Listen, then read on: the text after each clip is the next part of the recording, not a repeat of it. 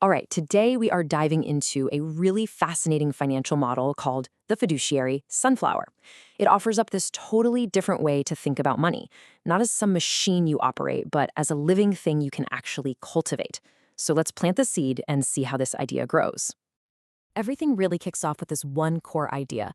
What if our whole approach to finance has been kind of wrong? This quote right here, it challenges the very foundation of how we see our money. The idea is, it's not this thing you just spend and then it's gone. No, it's something to be nurtured, something you grow. So what this means is the system completely throws out that traditional mechanical view of economics, the whole input, output, things get used up idea. Instead, it suggests an organic model, one that's actually based on botany. And look, this isn't just some pretty metaphor. It's a real, structured framework they call the quantitative taxonomy of data flows, or TQFD for short. You can kind of think of it like the detailed classification system a botanist would use for plants, but it's being applied to the flow of financial data. It's a blueprint for handling money that's literally inspired by nature itself. All right, so let's get into the mechanics of how this whole thing actually works. It helps to think of it like the life cycle of a plant, starting with a dormant seed and following it all the way to a flourishing living system. First up, you've got the semente, which just means the seed. Now, this is your standard fiat currency, like the US dollar. When it's just sitting there in a bank account, it's pretty much inert, sterile, not really doing anything. But inside this system, it holds all this latent potential just waiting to be planted. Okay, next comes germination, or germination. This is a really crucial first step.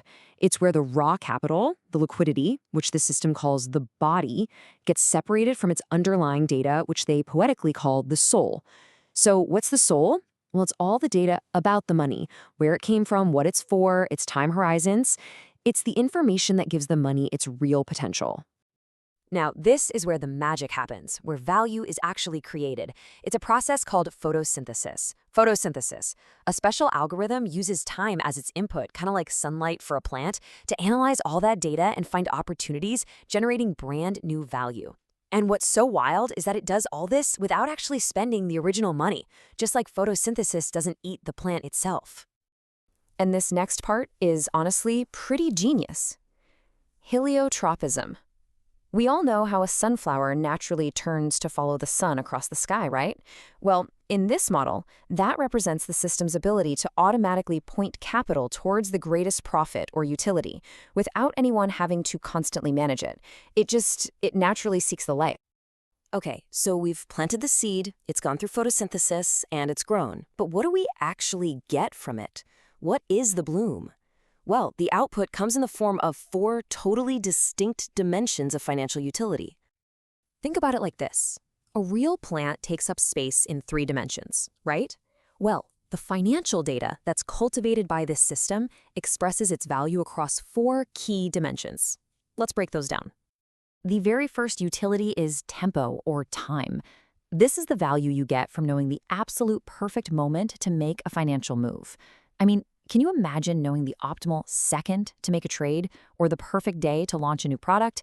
It's all about precision timing, and that can make all the difference in the world. Second is lugar, or place. This utility is all about strategic allocation. It's the intelligence to know exactly where your capital is going to be the most effective, which market, which asset, which specific project to get you the best possible return. The third one is forma, or form. This one's all about figuring out the best shape for your capital in any situation. Should it be used as credit, or maybe an equity investment, or something else entirely? This dimension is designed to give you that answer. And finally, we get to possession. And this one is absolutely crucial. It's basically the guarantee that the rewards, the fruit from the bloom, go straight to the person who planted the original seed in the first place.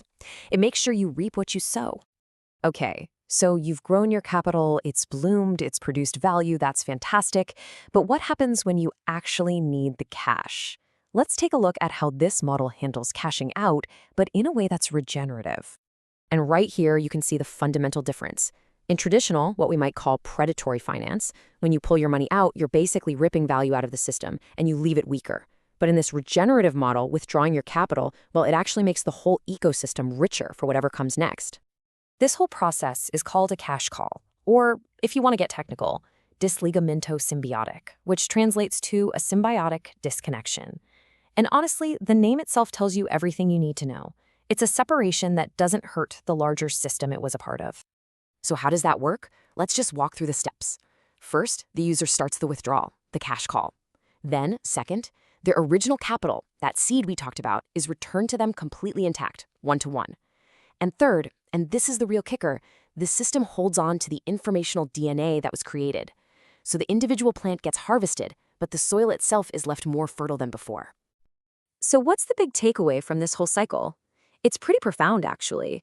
It takes a sterile, inert thing like the US dollar and transforms it into what the source calls a dólar vivo, a living or even eternal dollar. It becomes a form of capital that is just perpetually generative. You see, this isn't really just finance anymore. The creators call it agricultura de dados, or data agriculture. It completely reframes that relationship between us and financial algorithms. It stops being a zero-sum game of extraction and becomes this symbiotic partnership that's all about creation. And really, that's what this whole thing boils down to. This entire model leaves us with one simple but really powerful question that challenges pretty much everything we assume about economics. What if our economy behaved less like a machine and more like a garden?